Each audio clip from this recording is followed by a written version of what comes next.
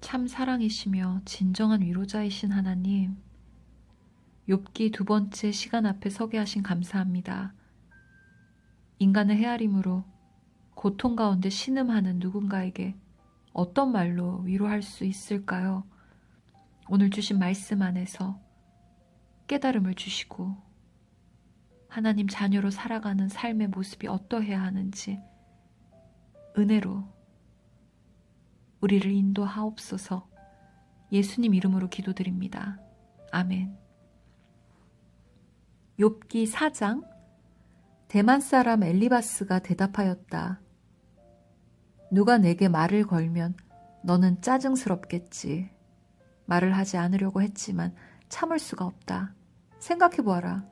너도 전에 많은 사람을 가르치기도 하고 힘 없는 자들의 두 팔을 굳세게 붙들어주기도 했으며 쓰러지는 이들을 격려하여 일어나게도 하고 힘이 빠진 이들의 무릎을 굳게 붙들어주기도 했다.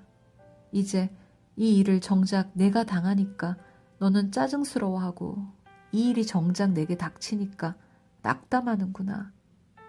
하나님을 경외하는 것이 내 믿음이고 온전한 길을 걷는 것이 내 희망이 아니냐?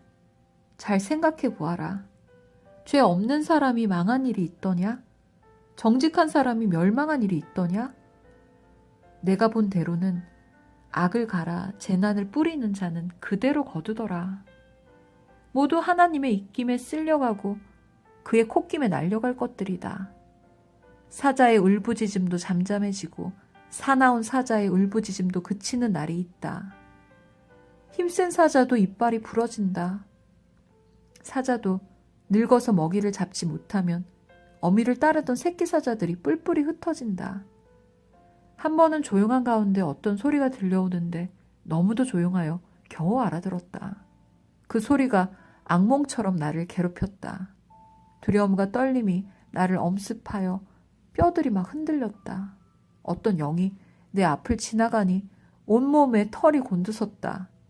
영이 멈춰 서기는 했으나 그 모습은 알아볼 수 없고 형체가 어렴풋이 눈에 들어왔는데 죽은 듯 조용한 가운데서 나는 이런 소리를 들었다. 인간이 하나님보다 의로울 수 있겠으며 사람이 창조주보다 깨끗할 수 있겠느냐.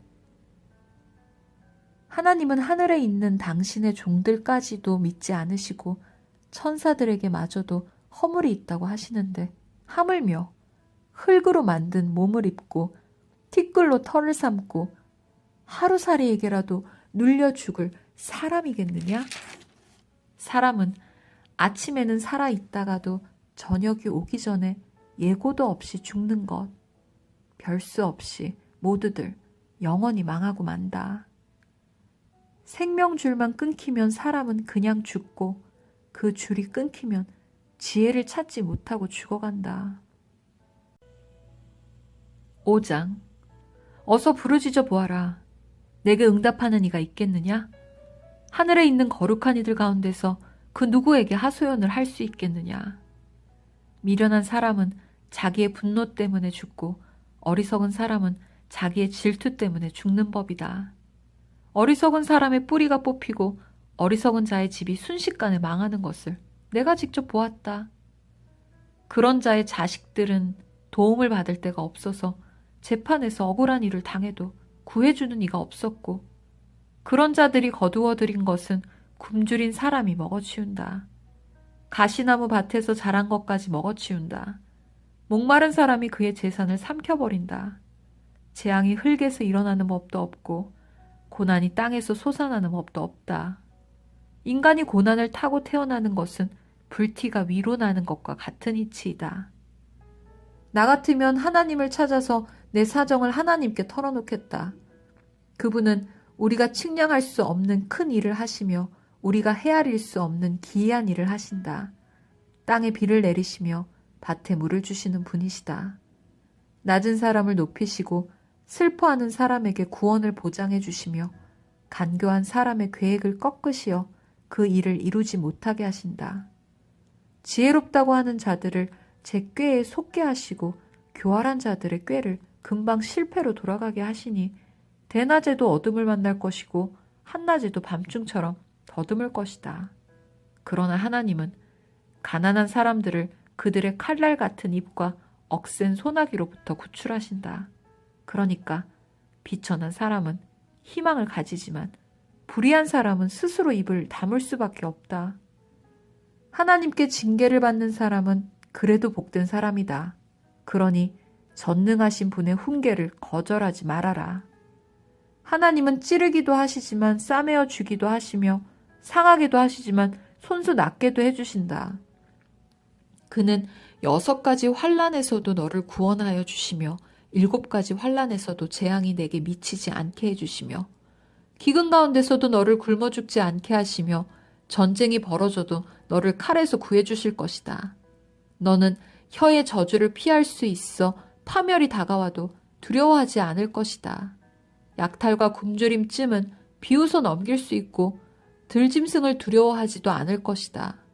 너는 들에 흩어진 돌과도 계약을 맺으며 들짐승과도 평화롭게 지내게 될 것이다. 그래서 너는 집안이 두루 평안한 것을 볼 것이며 가축 우리를 두루 살필 때마다 잃은 것이 없는 것을 볼 것이다. 또 자손도 많이 늘어나서 땅에 풀같이 많아지는 것을 보게 될 것이다. 때가 되면 곡식단이 타작 마당으로 가듯이 너도 장수를 누리다가 수명이 다 차면 무덤으로 들어갈 것이다. 이것은 우리가 지금까지 살펴본 것이니 틀림없는 사실이다. 부디 잘 듣고 너 스스로를 생각해서라도 명심하기 바란다. 6장. 욥이 대답하였다. 아, 내가 겪은 고난을 모두 저울에 달아볼 수 있고 내가 당하는 고통을 모두 저울에 올릴 수 있다면 틀림없이 바다의 모래보다 더 무거울 것이니 내 말이 거칠었던 것은 이 때문이다. 전능하신 분께서 나를 관역으로 삼고 화살을 쏘시니 내 영혼이 그 독을 빤다. 하나님이 나를 몰아치셔서 나를 두렵게 하신다.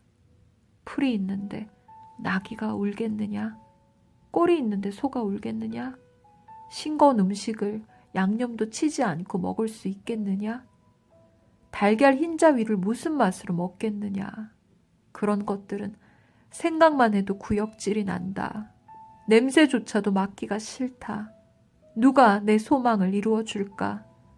하나님이 내 소원을 이루어 주신다면, 하나님이 나를 부수시고 손을 들어 나를 깨뜨려 주시면 그것이 오히려 내게 위로가 되고 이렇게 무자비한 고통 속에서도 그것이 오히려 내게 기쁨이 될 것이다.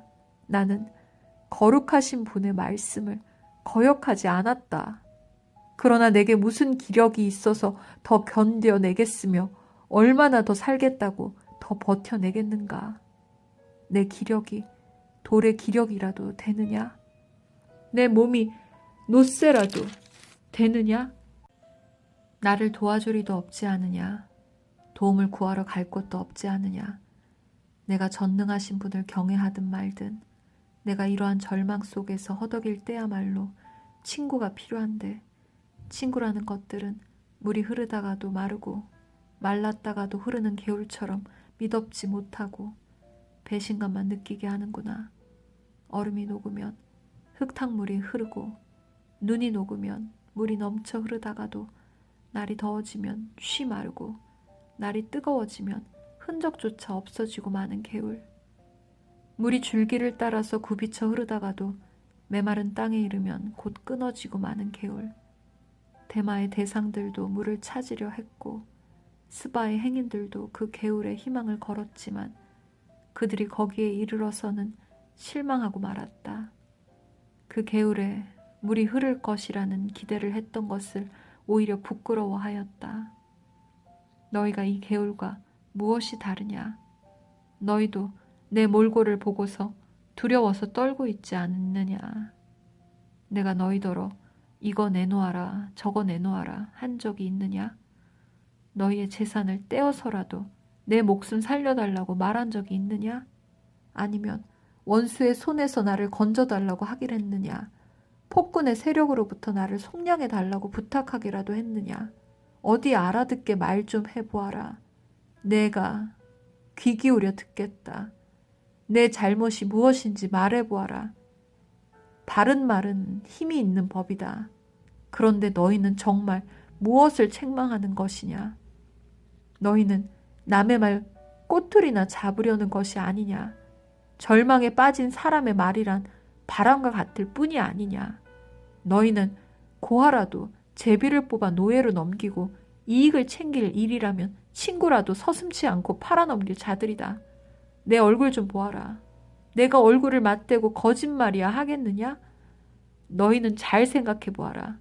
내가 억울한 일을 당하지 않게 해야 한다. 다시 한 번 더 돌이켜라. 내 정직이 의심받지 않게 해야 한다. 내가 혀를 놀려서 옳지 않은 말을 한 일이라도 있느냐? 내가 입을 벌려서 분별 없이 떠든 일이라도 있느냐? 아멘.